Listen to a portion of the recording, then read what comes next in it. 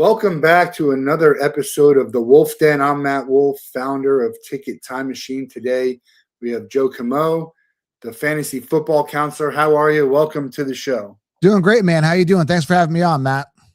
Doing great. Excited to talk to you today about fantasy sports and betting and all of that. But for the people who might not know who you are, give a quick intro.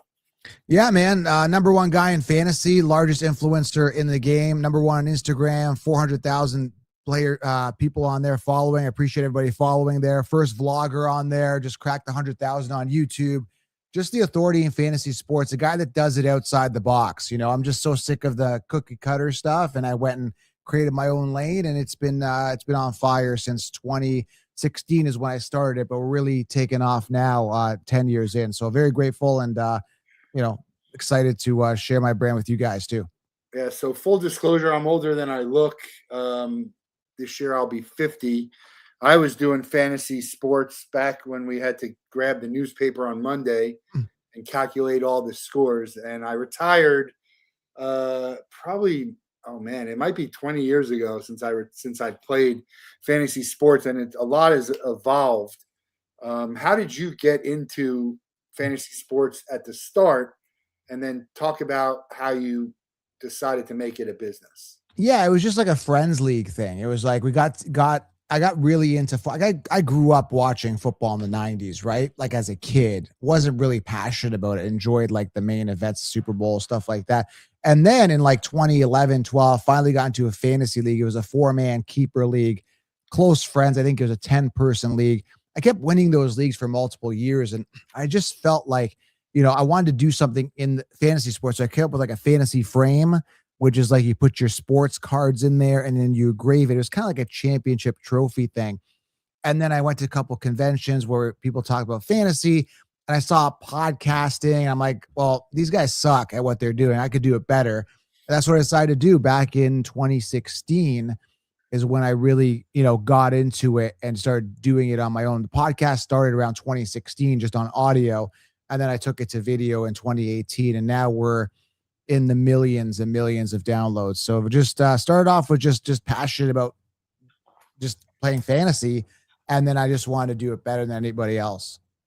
One of the reasons why I kind of stopped is and it's why I also don't gamble much outside of the March Madness brackets and stuff like that, is that I am such a big sports fan and very passionate about it for a long time. So I have a lot of bias against a lot of teams, for a lot of players, and also didn't want to have to root against my fantasy team or root against my team that I was rooting for. Do you get that a lot with the people that you talk to? I get different stories on why people play, why they don't play. But the thing is, if you start playing fantasy, you're going to probably, I don't want to say hate your team, but you're probably not going to be cheering them on full time as you would if you weren't playing fantasy, simply because you got more. I think a lot of people have more invested in their fantasy teams than they do in their actual teams, because you got money on the line, bragging rights, championship trophy, whatever it may be. But I hear tons of different stories on why people play or don't play. The other thing that I see now is that, and my brother included, will be a part of like 4 or 5 leagues. That becomes extremely complicated with who you're rooting for. Not so complicated to manage because of the nature of the world we are in today, but complicated to root against.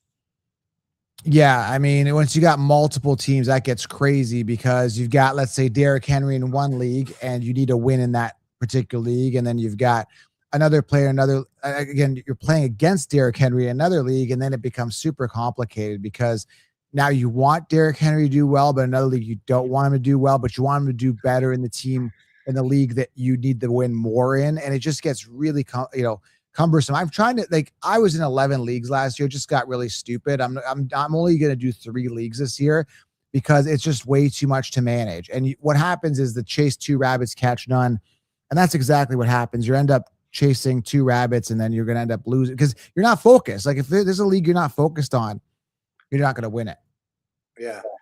And, also to watch football with people who are at fantasy football teams and importance is just it's entertaining to me because they'll be yelling at the player, "Why didn't you throw it to him?" Or "I needed to, you needed to throw it to him." It's Yeah. people are so crazy about fantasy football partly because I guess now there's some, there's could be considerable money involved, but even when there's not, they're so passionate about it. You hear stories about, them going to players and talking to players about, them being on their fantasy or tweeting at them or shooting them messages online. It's Right. become, I don't know, what's the number on the billions, right? $1 billion industry. Oh yeah, I think it's like $7-8 billion industry, probably more now, especially with the sports betting involved and props and all that. And you've got over 70-80 million people across North America playing it. I got fans in Germany, Sweden, Australia that play fantasy. I mean, my main audience is in the US, but a lot of people overseas are getting involved because it just it enhances that game watching experience. It makes it a lot more interesting, a lot more fun, and you're more focused on players too and performances. It's a lot of fun.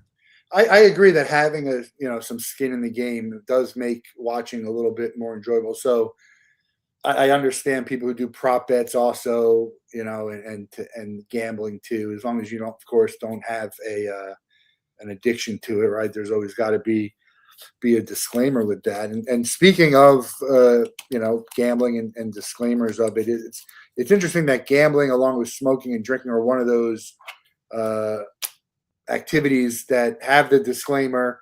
People say they're concerned about it as they're shoving it down your throat. What are your thoughts on that? Yeah, man. That's the thing. Like I have a couple sponsors, I've had sponsors through the years that are the betting sites and they got to make their money too. But I think that there's some manipulation going on there with the bets now. Not with the betting sites, but with the players and the props and stuff like that. Like in regards to like distribution of targets for wide receivers, where one wide receiver would get all targets. Now it's across other people across, they're trying to make it not as obvious statistically with players now. So that's a whole other can of worms. I don't really dive into too much. I'm more focused on the fantasy and a little bit of the props and the bets, but more into right now the fantasy. And football is where it kind of all started. I know we used to do baseball, and that's grueling. I mean, every week you got to Oh set up yeah, in the pitcher, but football was really what blew everything up and got fantasy to be yeah. what it is today. And now it's fantasy everything, and you can't watch a program without having some sort of fantasy or gambling aspect to it. Oh yeah, football is number one. Baseball, I tried that, and it's just way too much to manage because there's so many games, right? And then like you end up editing your roster one day, and then 2 days later, like, oh man, crap! There's like I missed like editing my like swapping out my player because that guy pitched that. It was just way too much. But fantasy is the most popular, rightfully so, because you only got to worry about it once a week. Yeah. So let's go, start from the beginning here of the season. The draft, fantasy draft has become huge events. Oh yeah. People getting to the bars or going on vacation and putting themselves away and having a draft. What's your favorite part of the draft and how big do you guys make it? Well, right now I'm actually because I had the friends leagues. I'm out of that. I'm way too busy to get with friends anymore to do that. So I outgrew that circle, and I'm just too busy helping other people. So now I've kind of taken the coach role. I do some money leagues online, but that's it. I don't do like in-person leagues. But to a lot of people, that is a huge experience, is getting together with those friends and getting the nachos and the beer, whatever you guys are doing, and having that experience, whether in person or online. But it's a lot of fun. And I remember when I would did it, it's just something you really look forward to because there's a trash talking and all. It's a really immersive experience that brings people together. And as you know, this world, especially the US right now and the world, it's so divided, right? We have so many things going on where fantasy just brings people together. It's a beautiful thing. Yeah, I agree. Hmm. I don't want to say it's become too big, but you almost feel like it's bordering on that to where you do worry about the ethics of it or the gambling and whether or not there's fraud or legitimacy to it. But again, this and you've seen it in other leagues. Yeah. And you're like, well, these guys did it in basketball, they did it in baseball. Why wouldn't there be stuff going on in football. Like, why should football and fantasy be, excused from whatever else is going on? But Right. obviously, nothing has come out yet, so something to keep an eye on. My favorite draft story. We were in my basement and having a draft with my friends, and this was pre-internet. Wow. So one of my friends drafted Steve Largent, basically, a week or so after he announced his retirement. Right. So it was nowadays. First of all, nowadays you don't even have to draft. You could set it on auto and probably put together a decent team, right? Yeah, I don't like that. I don't like when people in your league aren't trying, because it's not fair to the other people in the league. So let's just say you have a guy in your league or a girl and they don't edit their lineup that week. The person playing against them gets a free win. That's not fair. And you want people involved. And that was a struggle that I had when I had my friends leagues, because sometimes one person was dragging their feet or just wasn't really into it, or was late on their paying their fee to get into the league. And you don't want people dragging your league like that. No, I think a lot of leagues are putting penalties for becoming in last, whether it's a monetary penalty or something that's going to be embarrassing. I mean, you do understand that someone's not going to put so much attention into it in the last 3 weeks if they have no shot of making the playoffs. Right. But you also, on the other hand, do want to make it fair. By all accounts, they probably were going to lose anyway. Yeah. Regardless, but you'd say, hey, don't not set your lineup to where you have someone who's going to make 0 points. If you have a bad team, you have a bad team, but don't, have someone in your lineup who's injured, who's on a bye week or whatever. Yeah, you got to set your lineup. I think that's crucial to be in the league. And then also, you don't want to give up, if dynasty, you don't want to give up a trade. There's got to be a trade deadline, right? Because some people trade their best players away to another team so they can win, and they get, the other team could lose. They get first round next year, and then a lot of weird stuff. But I think in the league settings, you can control some of that stuff. So with fantasy football specifically, there's so many different types of leagues and scoring wise that you can have. Is there one particular that you like? Points per reception, something where the quarterback gets way more powerful than others, or yeah. So PPR is the most popular. 1 point per reception is what I like. I don't like to, anything. I don't even like to play standard leagues. I got to play the 1 point PPR. And then typically just the main thing I look at is one quarterback. Some people like the super flex with a quarterback where you can draft 2 quarterbacks. If that's the case, then quarterbacks come off a lot earlier. So super flex, super popular as well. And then usually tight end premium is also popular, where a tight end gets 1.5 per reception. So they kind of get a boost, which they need because tight ends are kind of blind, aside from 2 or 3 per year, right? That really kind of shine. So I personally like the 1 point PPR, one quarterback league. Who's the best player right now with regards to points? And obviously that changes, but I would say you could say relative to their position, right? You say running backs could make more and receivers can make more, but relative to their position, do you have someone in mind who is the best? Well, last year was Christian McCaffrey. He was the number 1 guy, 416 fantasy points, but he's going to decline this year because what goes up must come down. We see it every year. This year, I think Jahmyr Gibbs is in a great situation the way it sits now. David Montgomery got shipped off. I think they're going to draft another running back this year or bring somebody in, some guys on free agency like J.K. Dobbins or Algier, whoever it is. But I really like Jahmyr Gibbs this year. I just think, he's the guy. I think if he doesn't get hurt, he's going to continue to produce points. Last year, I believe he finished 2nd or 3rd amongst running backs in fantasy points. And Montgomery being shipped is that's a big news that sort of went under the radar. No, I think there's quite a people talked about it. He's in Houston now. He becomes the running back 1 there, which destroys Woody Marks' value, but Woody Marks wasn't amazing anyway. So good for Montgomery, though. He wanted that RB1 role, and I think he's going to get it. Yeah, it's interesting the way that the running backs have changed, right? Barkley, they didn't want to pay him. Now he goes and he gets a historic season, and he's, some teams have running back by committee. They have 2 good running backs, and that could be successful. Back in the day, it would just be 1. You would say if you had 2 running backs, you had none. What do you think about that? I like the single running back. I don't like committees at all. And again, it depends on the O-line situation. Barkley didn't do good with the Jets, or sorry, with the Giants, and he went on the Eagles, finally did well. But they're trying to go more with the committees now. They're destroying the workhorse running back. So if there's a workhorse running back available, grab them. What are your thoughts about drafting players like a true draft 1 through 10 or a what's the word? Trying to blank on the word. Like a salary cap where you pay for players. You're talking auction drafts, Yeah, right? auction. That's the word. I don't know Yeah, why. I mean, it's not as a popular format. People just run this snake format where you have a draft order, you go 1 to Sure. 12, and then 12 goes 13. You go, back to back picks. That's typically like the most popular format. There is auction drafts. I do like that. The thing about that is like, if you really want a player, you can have them because you're just going to spend a lot on them. You might screw your team, but if you really want a player, you can get them.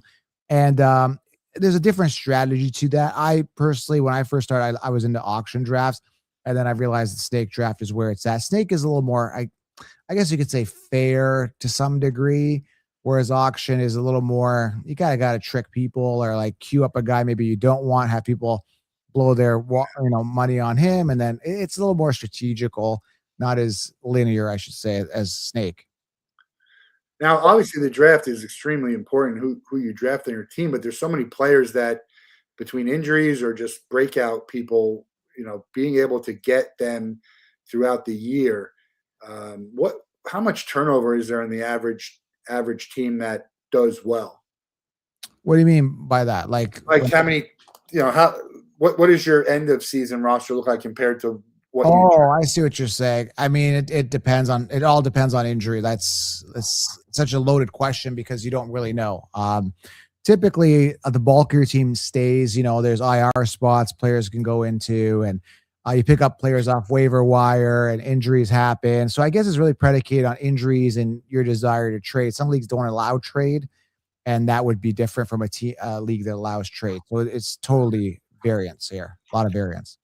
What are your thoughts on kickers? Drafting kickers, does it matter who your kicker? Obviously, some are better than others, but at the in any given week, they're probably in that same range, I would think. Yeah, a lot of leagues just don't even have kickers available. Kickers and defenses, some leagues are omitting those, and it doesn't really matter unless you get like a top 10 kicker statistically from the past year that performs as a kicker. Not really as important. Try to get a good kicker on an offense where the offense can get down the field, so the kicker can get, yeah. Or don't. I would not try to focus on a kicker on a team that can't get into the red zone a lot. So you're saying there's leagues that are just they don't even have kickers. Yeah, you could set your league settings so you don't have a kicker in it. I wouldn't like that. I mean, even when I was playing, it's cool to the fact that a kicker could actually win a game for you in your fantasy by hitting a field goal or even an extra point. Yeah, I think is pretty cool. yeah.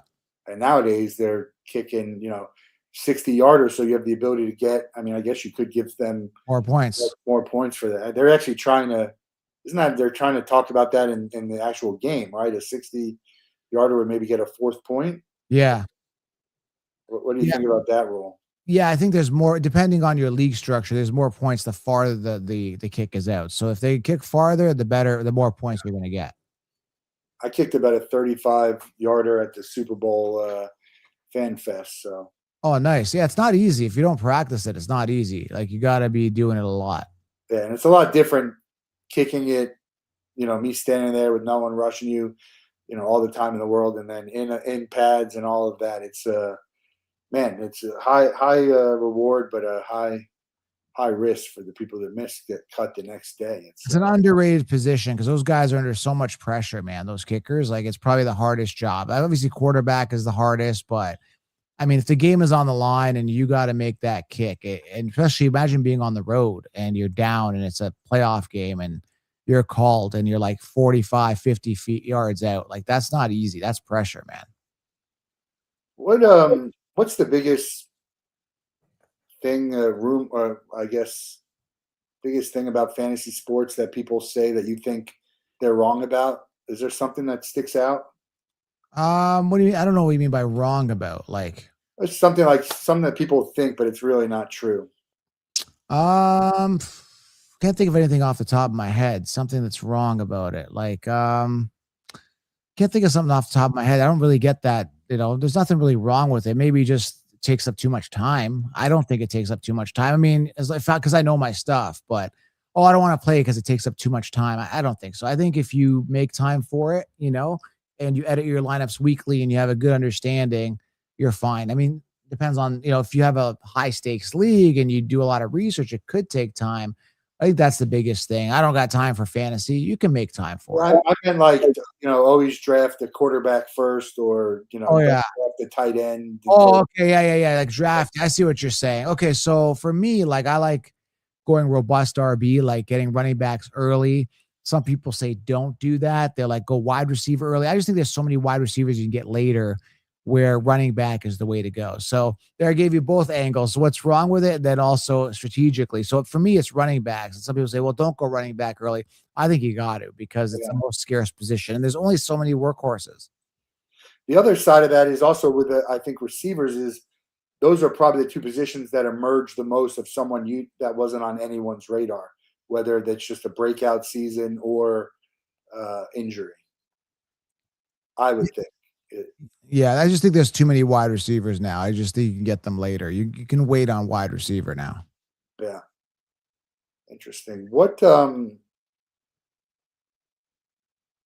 the craziest sort of reward that you've heard of for or punishment for fantasy football?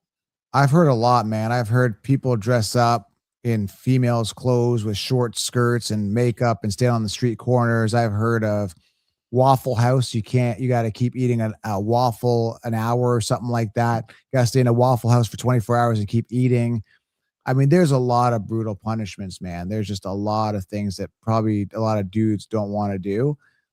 So it depends on your league, man. Toilet bowl, you get a toilet bowl if you lose. There's a lot of crazy stuff. Yeah. When you do your content, how much time do you spend talking about what happened versus what is in store for next week? And how important are both? Obviously, talking about what's upcoming is great. People need to set their lineups, but how important is the information you receive from what just happened, or is it, hey, it's a new week, it's a new slate, it's a different matchup for them? Yeah, it's a good question. I think more people are focused on what's coming. Like what happened, they kind of leave it for the past. Unless something like really catastrophic happened, like that major injury people want to hear about, then they're more focused on like your starts and sits for the week after. And how much should people take? I know there's like predicted points and stuff. Obviously, they do that based on matchups, but how do you set your lineup? How would you recommend people set lineups? What are your thoughts? I always hated to have too many options because I didn't want to Yeah. have to make a choice about it and be like, oh well, this guy's on my bench and he's killing it, but who am I going to sit? So, uh, opinions on having really strong of just a few people with a weak bench, or maybe trying to get a stronger bench just because stuff happens. Yeah, it's kind of tough. That's why I help. And that's why I have a Patreon group. And that you got to look at the matchup. That's a big thing I look at. Then you got to look at how consistent they have been week in, week out. Then you got to just take a look at like who are your starters? How much draft capital did you invest in this guy? Has he done anything for the first 3 weeks? Like, if not, then it's probably time to bench him, right? Like you got to decide, you got to make those decisions. That's what makes fantasy so fun is the uncertainty. And now with I think the prop manipulation, in my opinion, I think there's just it's tough to make starts and sits decisions now because there's a lot of uncertainty on who's going to get the ball. They don't want you to know. I feel like they don't want you to know. Well, there's so much. I mean, the world we live in with technology, all the information is right at your fingertips, and you probably it's just almost like you don't have to do much. I'm not saying that's the recipe for success, Yeah. but I think you could probably put a model where you don't do much, and they could have a shot at being, successful. Right. No, I mean, it depends on the player on the field, how much volume they get, who their matchup is. That's what I look at. Like how good is the talent? Who are they playing against? How much volume did they get last week? how tough is the matchup versus running back? If this team is number one against the rush, that running back could have some issues that week. But I got another running back who's got a great matchup, but he isn't as good of a player. Maybe I want to consider starting him. What do you think about the keeper? I know you talked about being a keeper. Is that something that everyone should do? Is one player good? Two players? Where do you think is fair and good? It depends. I mean, there's leagues where it's dynasty where you pretty much keep almost everybody and you cut your bench. Like I'm in one right now. You have like 20 players and then you basically drop 4 every year and then you have like a rookie draft. You get all the rookies and stuff. It depends, man. Whatever you guys decide on as a team. But that's it. Just the dynasty gives you a sense of ownership where you're just when you have a player you draft him, it means more because you're basically investing in that guy for years. Yeah, well, one of the things that I liked about doing fantasy is that I didn't know, you kind of didn't know what was going on. You're following and you're watching highlights and you're like, I think I did well. Now you up to a second, up to the point one, you know what the score is. We see people at the sports bars with their laptops there. And it's, I think it was better when we didn't have instant gratification and, right. And what type of fantasy player are you? Are you following it, minute by minute obviously for what you do, you kind of have to, but for your teams, how does a Sunday look for you? Yeah, I got to stay on top of it. I got to watch the games. I got to scout. I'm always watching. I can't turn away, but I mean, sometimes if you're scared of like you're in a championship and you're like, man, I don't know how I'm going to do. And then you may want to just check the score at the end and not get so much anxiety. So it's totally up to you. Yeah, it was fun kind of going to the newspaper and just trying to get the score. And yeah, obviously the way things are, people would have different scores. You'd be like, yeah, well, how'd you get this? And how'd you add that up? That was fun back in the day. We won a few Super Bowls and now it's real time. Now it's real time. But that's the biggest change, obviously, with the technology and being able to just do everything online. Is there anything else that's really changed over the years in your mind? The big thing is just the social media, obviously, like fans ripping real athletes about their fantasy performance or lack thereof. And I think that is like the big thing right now is like, you sucked, man. You screwed my fantasy team. And a lot of players get pissed off about that. I think that's the new element now that has kind of taken over. Yeah, I mean, I would kind of, if I was the athlete, I'd kind of laugh it off. I think. They don't. They get legit because their egos gets bruised, right? Because these athletes aren't used to people making fun of them, right? And then as soon as they do, but they don't understand that fantasy is directly proportional to reality. So if they do well in fantasy, you're doing well with your real life stats, which in turn helps your team win.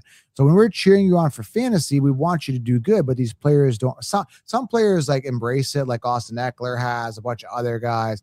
But some players get like legit angry about it. And I'm like, I think that's stupid to get angry. That's like saying like, if someone say, hey, Joe, I want you to do well on your podcast. I want your podcast numbers to grow. And I'm like, screw you, man. Screw you. Like, it doesn't make sense to me. I think it's more like when they did poorly that in fantasy, that means they had a bad game and they don't need to hear it from, Joe. Yeah. I guess. Yeah. I think that's a big part. But I get it. I would laugh it off. I think if it was me, who knows? Yeah. I would think it's cool that people are, they have me. It's like playing me in the Madden game. Like, I think it'd be cool that people own, I don't say own, but they use. Yeah, step it up, man. Like that's how I would look at it. And what do you think about back in the day? There was more of like Wall Street type things with players. It's not necessarily fantasy league, but it's more like stocks and players. I think some of that's trying to come back. And do you get into that at all? And a little bit. There's poly market now and stuff like that. I don't really get into it too much though. What's the main difference? What do you think the advantage of fantasy is as opposed to that? I don't know too much about the other one to speak about it. I just stick to fantasy stats and, there's different, like probably different platforms that house different ways to play fantasy or, so I just stick to fantasy for the most part and some props. I'm aware of the stats and then just your basic sports betting, but they're always finding new ways to work with it. And so how do you become an expert in what you do? Because there's probably a lot of people who think they're an expert and a lot of people who might claim they're an expert. How does that come? What was the moment that you thought like, yeah, this is it for me? I think for me personally, it's just giving advice that works, right? It's like years of just knowing what works, what doesn't, and seeing patterns that maybe other people don't, and then giving advice. For example, right? Like just knowing things like, for example, like Christian McCaffrey finished with 416 points. The last time a player's ever done that, a running back to back, was like Priest Holmes, 2002 to 2003. Knowing that may say, hey, I might not want to draft Christian McCaffrey this year because I know historically a running back doesn't repeat back to back years on top. So it's just, I think, just knowing it and understanding what works, what doesn't, when to draft tight ends. It's just like kind of like living it, man. It's just putting in the reps. There's no way around it. Like I see so many YouTube channels over the years start up, think they can do it, and they quit. And not only that, it's not just like understanding fantasy football. It's like putting out content. It's if you don't love it, you're not going to do it. Like it's just you got to like love it. You got to be like obsessed with it. If you don't, you're just going to throw your laptop across the screen and give up. Like I said, I've seen so many people try it. You see a new the fantasy football punching bag, hit with a win, or like there's like all these different people that come out, but nobody sticks with it. Like there's only like a handful of people that have been at it for a long time. Do you ever get in your head about or in your own way because of numbers that and the trends that might be say, well, trends are broken and new data emerges and players.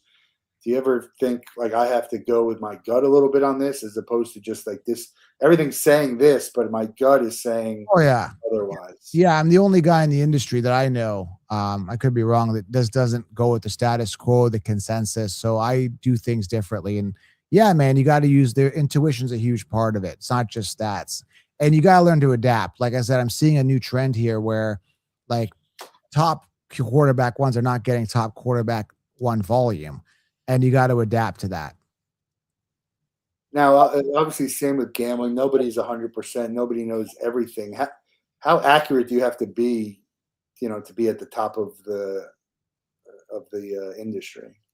You just gotta give good advice, man. Because if a player that you give advice to, a fantasy person, a fan, doesn't win, they're probably not coming back next year, or they're gonna doubt you, right? So you gotta deliver a product that's actually gonna get results.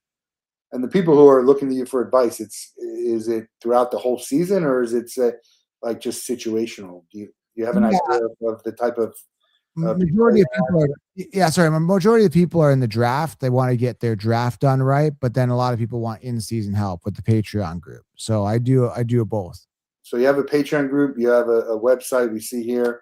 You're Yeah. on all the socials. What is there like one-on-one coaching interaction available? Do you do any of that or? Yeah, that's a little bit more. It's more people that are serious about their leagues because that's it's going to cost a bit more. But my 16 round draft solution covers pretty much everything. So if you get that, you're like 95% there. If you want that extra help, cater to your league specifically, then I do the coaching as well on my website.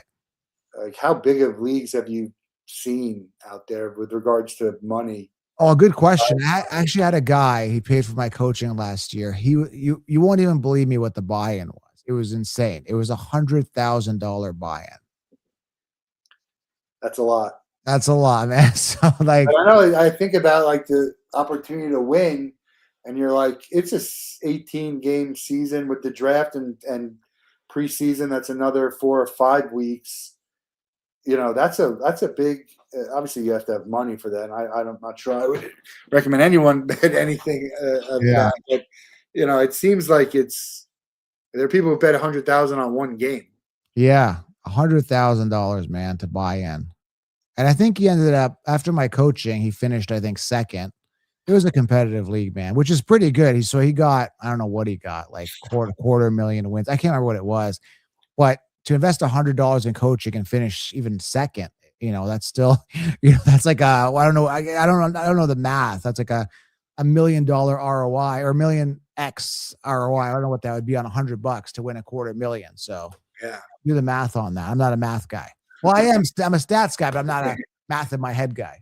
I'm a math guy, but that one seems out of my league here. The ROI on $100 to win a quarter million. It's funny when you ask people who's on your team, and they say all the players on their team. They give you their roster, and then you're like, well, how many teams are in that league? right? Because it seems like, how the hell did you get all those guys? Is it like Yeah. an 18 league? There's a big difference between an 18 league and a 12-team league with how deep your roster is going to be. Do you have a preference, with something that might be more fun? Obviously, I think it's easier to accumulate great players when you have maybe 8 people, an 8 people team, but then everyone else also has that same opportunity. Yeah, I mean, it depends on your league. I just did some math here. Sorry to hold that question for a sec because I was just sort of just focused. So $100 investment, if you win $250,000, for example, that's a 249,000% return on investment on the R. I just want to do some math on that one. Not a bad day's work. Yeah, 249,000 ROI on a $100 call with me. So there you go. And then to go to your question, like I think you're asking, like league wise, how many people is good? Like what makes it fun? Yeah, like what do you prefer? Having less people so you have better, like more high quality No, players? you gotta have like 12 people at least. Like if it's too less, like if it's only 8 people, then it's like every team's like a super team. And then if you have more than 14 and up, then it's like the talent thins out. So 12, I think, is that sweet spot. 12 people. And how many should make the playoffs? It depends on your league. I don't know, whatever your league settings are. I think that you should have at least six. Six would be nice to make the quarters, maybe four, With a four, bye? 4 to 6. Yeah. And week 18 shouldn't be in play. No, definitely not because a lot of teams sit their starters. Should you even have week 17 not in play, or Yeah, most leagues do. Most leagues do. have the Super Bowl on the 17th week? Yeah. And then there might be an extra one. How is that going to affect an extra week? How's that going to affect fantasy football? Just more injuries, really. I think more chances of your player getting injured. Other than that, I don't, players getting tired and broken. That's it. Do you think it'll happen sooner than later? It could. I don't know what those guys are up to when they make those decisions, but anything's possible. I think they probably want more games, more money, more revenue, right? I mean, I don't know what it costs. Like if you do the math, I could read it through Chat GPT now. How much does the NFL make a game in stadium? It's a lot. So do the math right on that. Like the ROI would be a lot, right? Like millions Well, upon millions players that extra week. to have to pay someone an extra week if they're making 40 million. That too, but yeah, 55 million per home game is what I'm looking at. That's ticket sales, luxury suites, clubs, parking, concessions, merchandise. So you do 55 million per home game, times that by 32 teams. So I don't know. Yeah, I'm thinking it is the Players Association are going to have to negotiate what's in it for them. Yeah. Um, how much of your time is spent on football? Is it 90%? Like it's the dead of the season now. Like we're in March, but I'm pretty much working on it all day because I got to get my courses ready for next year. I got to start doing my research. I do my daily content regardless because we're still prospecting for next season. Like it doesn't end. Like especially with the NFL draft coming around. Yeah. You got to. But these rookies are going to fall. Is going to really impact fantasy. Where they land, what team. Any impact players for next year that are going to be drafted? Do you think Mendoza might? No, I don't really look at quarterbacks too much for rookies unless it's dynasty. Like the only guy that's really jumping out at me, which is pretty obvious, is Jeremiah Love, Notre Dame Yeah. running back. Like I don't really care about how good they do right now in the combine. It's where they get drafted, how much volume they're gonna get. So until I know what team they land on, they're irrelevant to me because we have really good players. Like Genti was a top prospect, landed on the Raiders and had like a decent season, but because of a bad O-line, right? So like RJ Harvey was really good, but he was stuck in a committee last year with J.K. Dobbins. Travion Henderson was really good, but Stevenson took away volume in New England. So it doesn't matter how good they are in college. If they're not getting the ball in reality, then they're not going to do well. Right. And the players got to go to the right team, the right fit. We see that all the time with people like Darnold going right. Yeah. To like a third team, and I'm not sure how much better he was. I mean, obviously he played better, but if you're watching like to see the talent of someone, you might have been like, yeah, that was there when he was on the Jets, but Yeah. He had no one Yeah, around him, the and situation for sure. they were never going to win. Yeah. Um, when do you really start to ratchet up? Obviously, the draft, and once you find out where some players, there's probably a bump in there. But how far before the draft does it really start? Do people start to get excited and start to August. plan? August is the crazy time. Like August, like July ramps up. August is prime. Like from August 1st to like September, the start of the season, it's insane. Do you get to enjoy the games as much now, or Yeah, it's good. I mean, sometimes you'll get morning, like you gotta like get a lot of DMs from people. I try to ignore DMs now because there's way too many. But I enjoy the games, but I've got a lot of weight on my shoulders because I got to make sure everybody is perfectly set up for the week. All my paying customers, all that, which I enjoy, but it's a lot of pressure on me because I want to make sure everything's right. and what? I mean, if you have a bad week, what does that look like for you? I don't really have like you have a bad week. You just gotta like you can't get emotional about it. Like if you get too emotional about it, it'll bother you. I've learned to disconnect emotion, just realize you can't get pissed off. And I've had times where I was in the championship and I've lost by like point 1 point, and I just threw things across the room and I realized like I don't have control over it. Like I only have so much control on who I start and who I draft. What they do on the field, what the coaches do is kind of out of my control. I've seen some crazy things happen though. Yeah. What do you think the future of fantasy holds? Anything like that's going to be real, dynamic and change?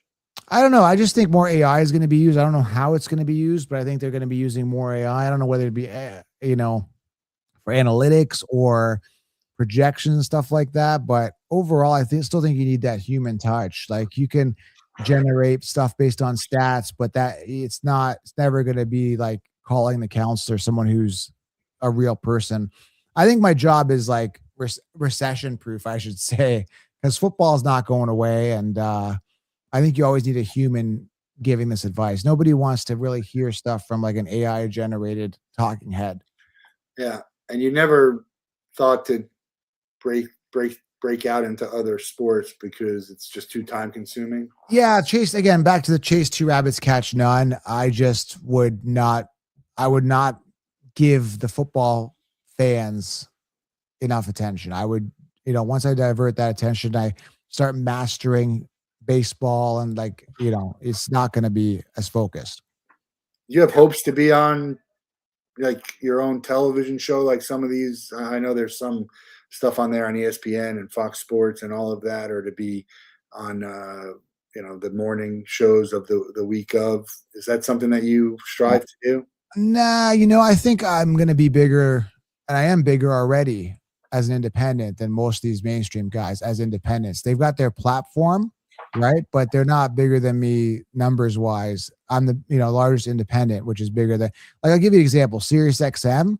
If you look at anyone that hosts a show on Sirius XM, they've got no social media following.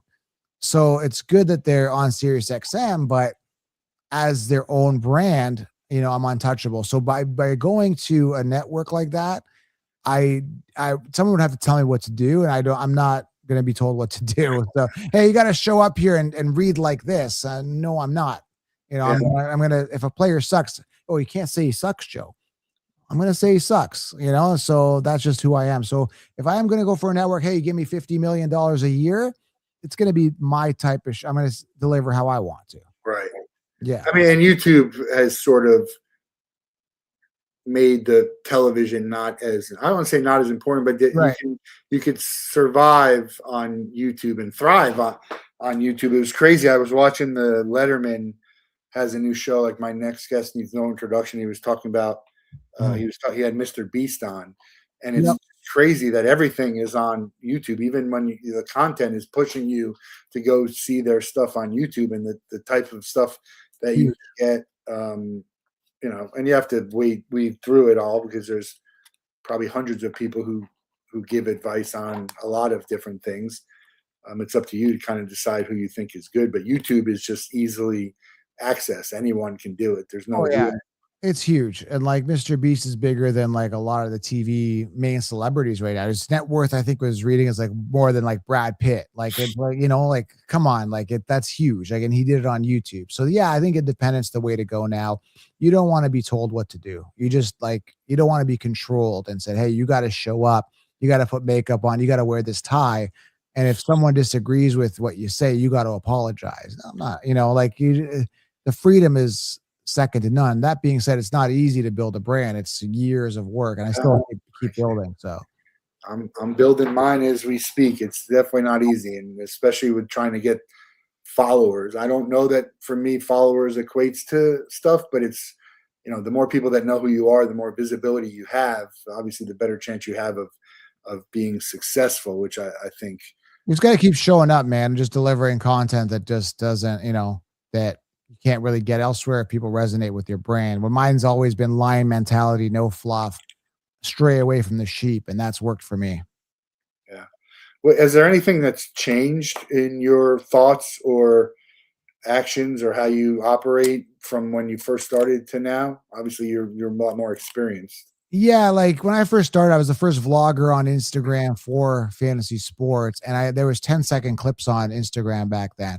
And I remember one time it was like Deflate Gate or something with Brady, and I said, "Oh, Brady's a cheater. Like, what did he do here?" Or something like that. I didn't say. I think it was allegedly he cheated, and everybody ripped me on the comments, and they're like, "Oh, you can't say that. Brady's a nice guy. F you." And I was like, and I got really hurt. I took the post down. Like, what was I doing? And I felt bad. And I talked to friends. I'm like, now it's like I don't even care. I said worse than that, and I don't care what people say. And so I think it's just building a thicker skin and not caring. But initially, it was like I cared more what people thought. Now I don't care. I really just don't care. Yeah, I'm a big memorabilia guy. That's what we kind of do here at Ticket Time Machine. I see you got some cool stuff back there. What am I looking at behind you? Yeah, one was a championship belt in an experts league there. I don't know if I'm pointing the right side. It's a championship belt in fantasy. And then I've got, this is like a Sega Genesis in a frame there. I got it from, I can't remember what site I got it from. I was a big Sega Genesis guy growing up in the Yeah. 90s. Obviously the YouTube plaque, big Rocky fan, 24 fan, the TV show, Kiefer Sutherland, Back to the Future, DVD sets, just stuff that I enjoy and I like, I kind of put up there. No allegiance to the Cowboys or anything like that. But I just with fantasy, you just have different teams that you like. So I'm gonna keep building on this. I like what do you call it? Like what do you call it? Mannequins and whatever you call it, figurines and stuff. I wouldn't mind getting like a He-Man thing and a bigger Rocky plaque and just kind of keep adding to it and taking away. Did you say He-Man? Yeah, I grew up on He-Man. Yeah, they're coming with a live action He-Man in the theaters, I think. I can't wait, man. I think that's in June. So I'm going to be going. I don't go to the movies much, but that's what I'm going to go see. I'm definitely going to see it. I was a big He-Man growing up. I did see the trailer. It tampered a little bit of my excitement just because I'm not sure how they're doing it, but I'm definitely going to go. I think it'll be probably entertaining. Yeah, my only concern is I guess CGI's take it over. I just hope it's not too, a cheesy, CGI. I hope they do it good, do it well, and I hope the characters are fit for the role. And He-Man and the guy that they cast for He-Man is masculine and strong, like we kind of grew up with He-Man. We'll see how he acts, but I think they did okay. I looked at the cast, and I think everybody looks good so far. Yeah, I'm going to give you a hot take since we talked about hot takes, and I see your Cowboys thing there, even though you said you're not affiliated. They are the most overrated franchise in all of sports, and they will not win a Super Bowl if Jerry Jones is involved. Yeah, I see that. I see like Jerry Jones is kind of like, I don't want to say it, kind of stupid. Like I don't know what to say. Like I'll give you an example, right? They've needed a workhorse running back for years. They've had so much opportunity to get one. Why are you doing this committee approach with mediocre guys? Like Javante's good. They signed him for a 3-year, but get yourself an Emmitt Smith, man. Get yourself a guy that's really going to do it for you. And he's stuck on this Dak thing. Dak's good, but he's not going to be the guy that's going to take you to the promised land. You got to pivot faster. Maybe he's just old. I don't know. Maybe he's just like, I don't care at this point. Well, I think he doesn't care. He's been too involved. Like you really shouldn't know who the owner of a team is. You just shouldn't. Yeah. How many owners you can name? Most of them outside of True.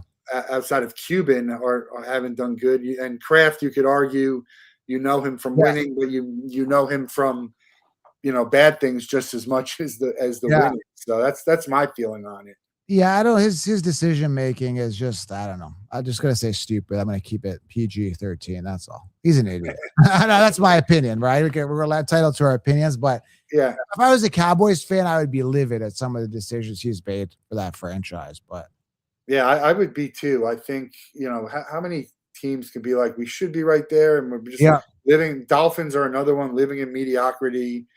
When you have teams that are just bad and they've been bad forever and they never get good, you can kind of be like, oh, that makes sense.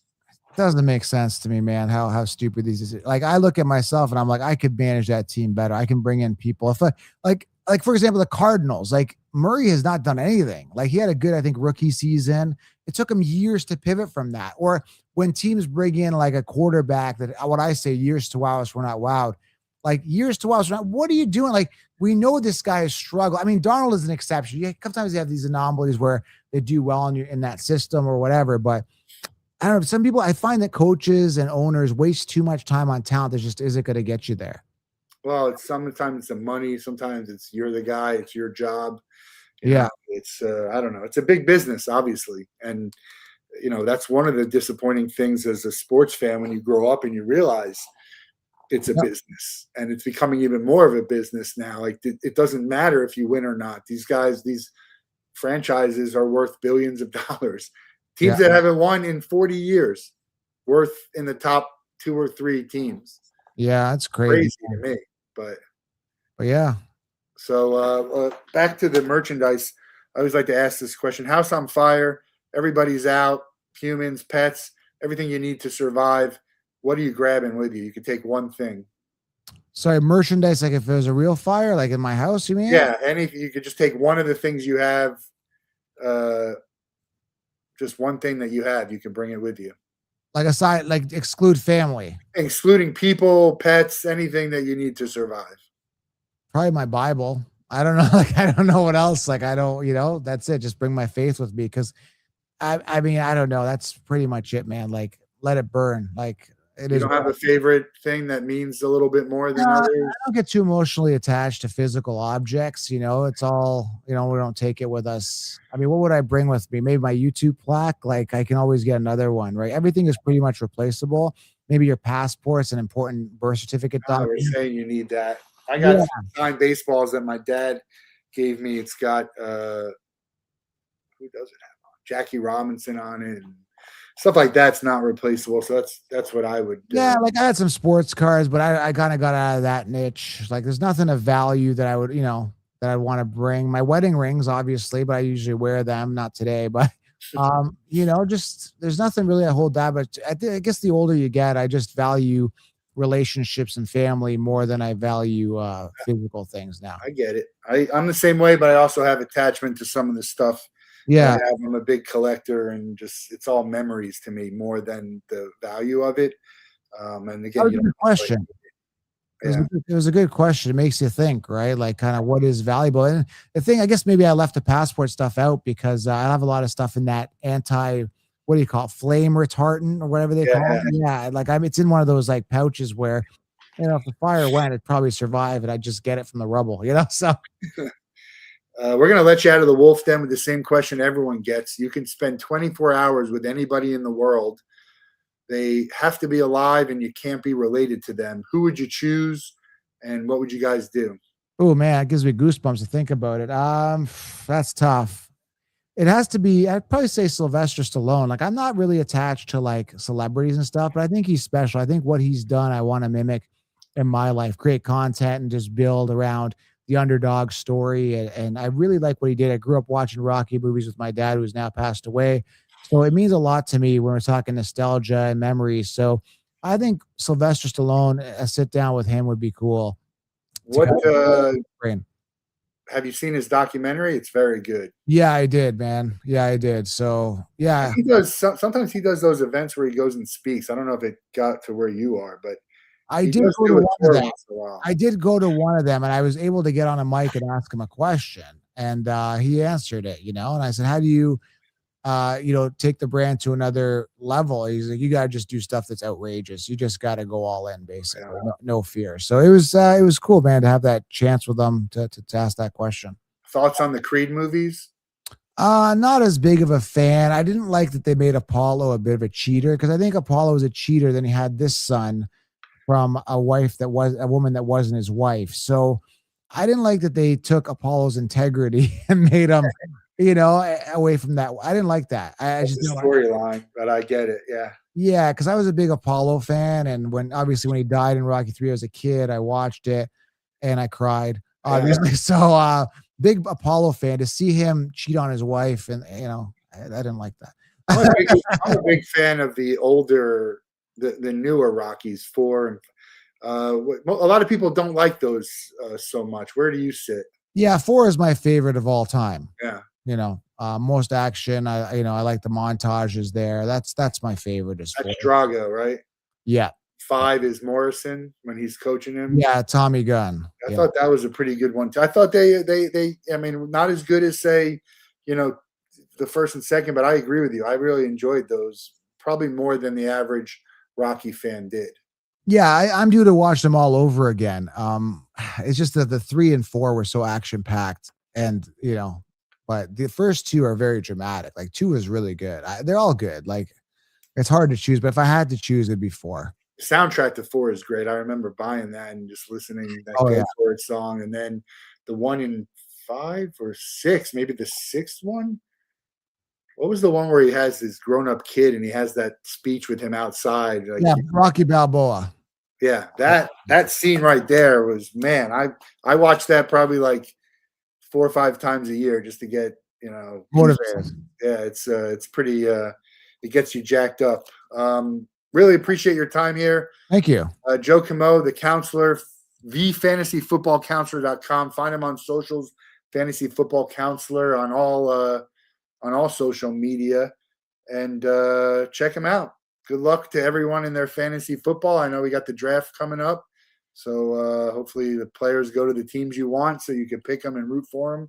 And who knows, maybe one day I'll get back into fantasy football, and if I do, I'm coming to you for advice. Awesome, man. Thanks for having me on. And the line met the wolf, so it was a good meeting.